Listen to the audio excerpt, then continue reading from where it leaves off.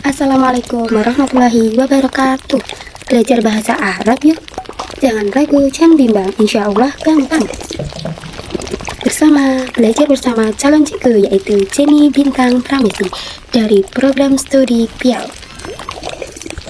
Berikut penjelasan yang saya pahami ya teman-teman. Jika ada kesalahan mohon bisa dibimbing atau diberitahu ya. Masuk ke dalam pembahasan yang pertama, yaitu dalam mempelajari bahasa Arab, kita akan menemui dua aspek pembahasan, yaitu yang pertama ada ilmu nahwu, yang kedua ada ilmu sorof. Apa sih ilmu nahwu itu? Ilmu nahwu adalah ilmu yang mempelajari tentang perubahan harokat di akhir kata, sedangkan ilmu sorof adalah ilmu yang mempelajari tentang perubahan bentuk kata. Agar lebih paham, kita masuk ke dalam contoh. Contoh yang pertama ada ilmu nahwu. Ilmu nahwu itu dapat berubah harokatnya di akhir kata ya. Contohnya saya ambil dari kata Muhammadun. Dari kata Muhammadun bisa berubah menjadi Muhammadan, Muhammadin. Sedangkan ilmu sorof perubahan bentuk kata ya. Saya ambil dari kata doroba. Dari kata doroba bisa berubah menjadi doriba, yatribu, doribun, matrubun, dorban, dorbatan. Baik, masuk ke penjelasan selanjutnya, yaitu penyusunan kalimat. Dalam penyusunan kalimat, kita akan menemui tiga hal. Tersusun dari tiga hal, yaitu yang pertama ada huruf, atau dalam bahasa Arab disebut dengan al-harfu. Dan yang kedua ada kata, yang dalam bahasa Arab yaitu al-kalimatu. Dan yang ketiga ada kalimat, yang dalam bahasa Arab al-jumlatu dan al-jumlatul mufidah untuk kalimat yang sempurna. Jadi sistemnya dalam penyusunan kalimat adalah terdiri dari suatu huruf-huruf atau al-harfu itu menyusun sebuah kata, atau dalam bahasa Arab disebut al-kalimatu. Dan sebuah kata ditambah dengan kata yang lain dapat menyusun sebuah kalimat. Dan kalimat yang sempurna itu dalam bahasa Arab disebut dengan al-jumlatul mufidah. Selanjutnya kita akan membahas tentang al-harfu. Al-harfu atau artinya huruf dibagi menjadi dua bagian, yaitu yang pertama ada huruful ma'ani, yang artinya huruf yang bermakna. Huruf yang bermakna ini jika berdiri sendiri tidak memiliki arti kecuali dia bergabung dengan kata yang lain, atau bisa disebut dengan kata hubung. Contohnya ada wa yang artinya dan, semua artinya kemudian, fi artinya di, ka seperti atau bagaikan, bi dengan, ila ke, fa artinya maka. Yang kedua ada huruful hijaiyah atau huruf hijaiyah. Huruf hijaiyah ini juga kalau berdiri sendiri dia tidak memiliki arti yang tetap ya, kecuali dia digabungkan dengan huruf yang lain membentuk suatu kata atau al-kalimatu dalam bahasa Arabnya. Contoh dari huruf hijaiyah ada alif, ba, ta, sa sampai dengan ya. Selanjutnya kita akan membahas tentang al-kalimatu yang artinya kata. Kata itu dapat tersusun dari atau dapat terbentuk jika terdapat ismun atau isim, fi'lun atau fi'il, dan juga harfun atau huruf.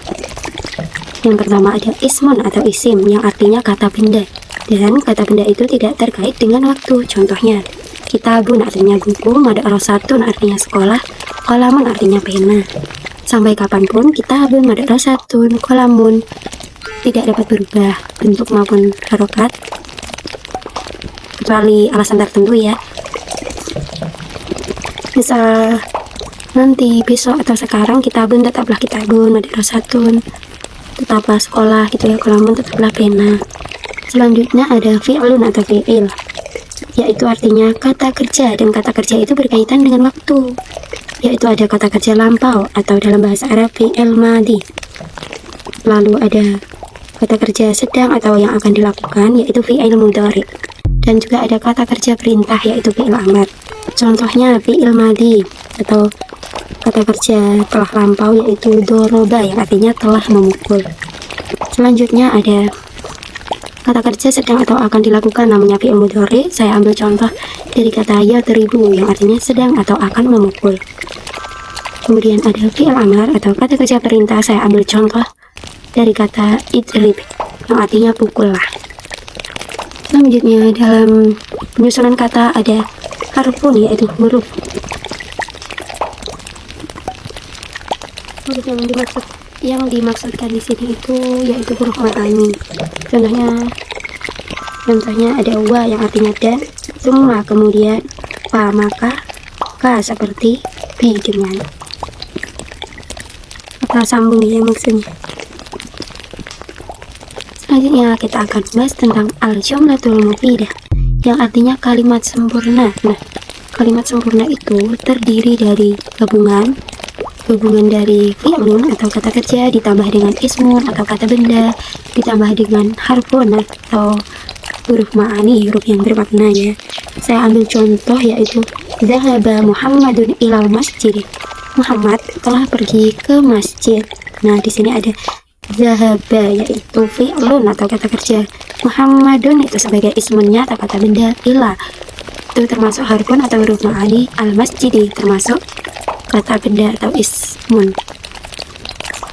Agar lebih mudah memahami, saya akan menjelaskan tentang ismun, fi'lun, dan juga harfun di slide selanjutnya. Yang pertama ada ismun, artinya kata benda. Isim adalah kata yang menunjukkan atas makna dan tidak berkaitan dengan waktu. Kata benda ya teman-teman, tidak akan berubah sampai kapanpun. Ustadun akan tetap menjadi ustad, yaitu contohnya asjarun, pohon-pohon itu tetap akan menjadi asjarun. Khail, begitu pula dengan khailun yang artinya kuda. Tanda-tanda isim atau alamatul ismi yaitu yang pertama berakhiran kasroh. Contohnya Bismillahirrahmanirrahim. Bismi berakhiran kasroh maka termasuk ke dalam tanda-tanda isim.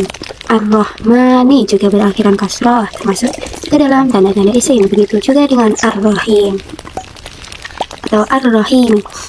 Yang kedua berakhiran tanwin. Saya ambil contoh dari kata rojulun dan juga imro'atun. Kata itu diakhiri dengan tanwin maka masuk ke dalam tanda-tanda isim.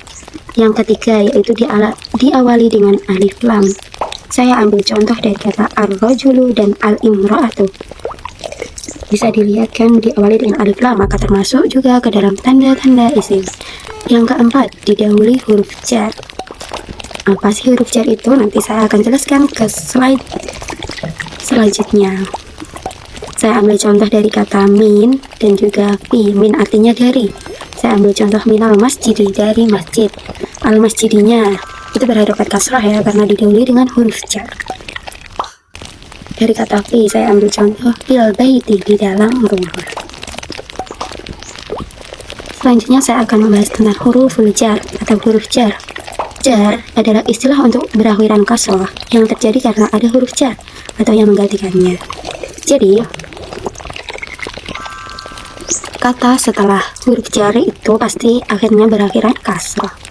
Nah, contoh-contoh dari huruf jar itu ada min yang artinya dari, ila artinya ke, ala artinya di atas, fi artinya di atau di dalam, rupa artinya banyaknya atau sedikitnya, bi artinya dengan, ka artinya seperti, li artinya untuk. Kita ambil contoh, salam tu ala Muhammadin. Maaf ini harusnya Muhammadin ya teman-teman. Harokatnya salah. Karena didahului huruf jar maka Muhammad ini berharokat kasroh jadinya Muhammadin. Itu ya teman-teman, mohon maaf ini pemetikannya salah. Kemudian kita Zaidin mufidun. Nah, yang mufidun itu ini termasuk ke dalam ini atau yang menggantikannya ini ya teman-teman. Ini kan nggak ada dalam kitab Zaidin mufidun, ini kan nggak ada huruf jarnya ya yang min ila ala ini. Jadi mufidun ini yang dimaksudkan menggantikannya. Contoh penggunaan huruf jar yang pertama dari kata min. Contohnya yaitu minal fasli yang artinya dari kelas.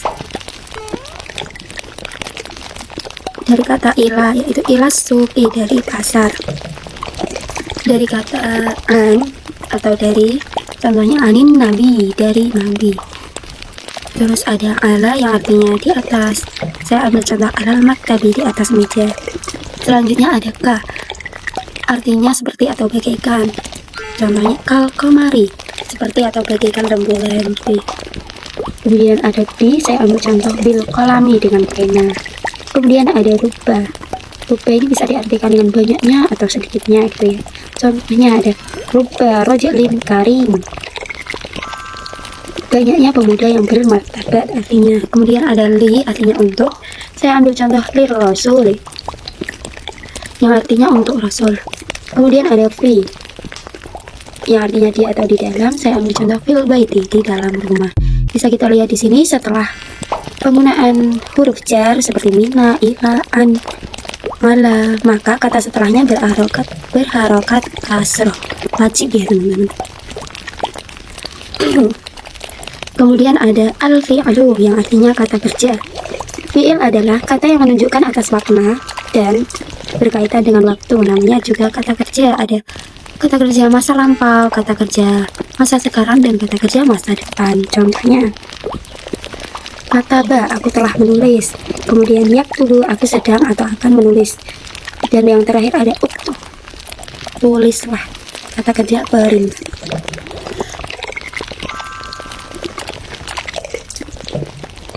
Selanjutnya ada tanda-tanda fi'il atau alamatul fi'li. Yang pertama ada tak tanis as-sakinah atau tak sukun ya teman-teman. Contohnya ini olat. Biasanya kan Rasulullah bersabda atau berkata gitu kan, ini olat itu untuk perempuan. Misalnya Aisyah istri Rasulullah yang berkata, maka menggunakan kata olat. Selanjutnya ada sa, yang artinya akan. Saya tebu, saya akan pergi gitu ya.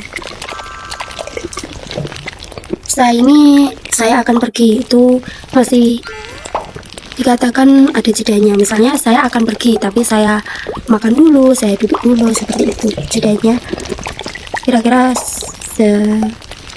jedanya segitu.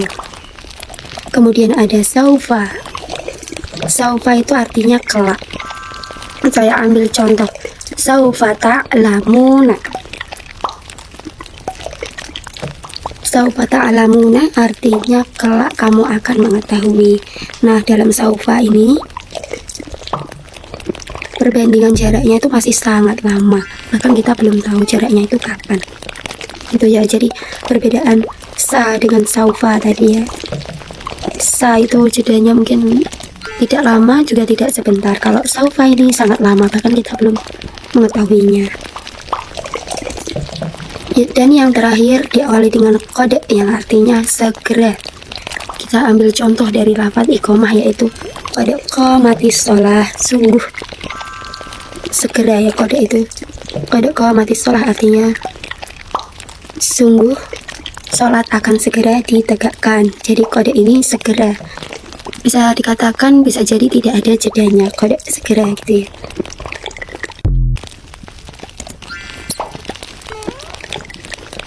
Baik, segitu saja penjelasan dari saya.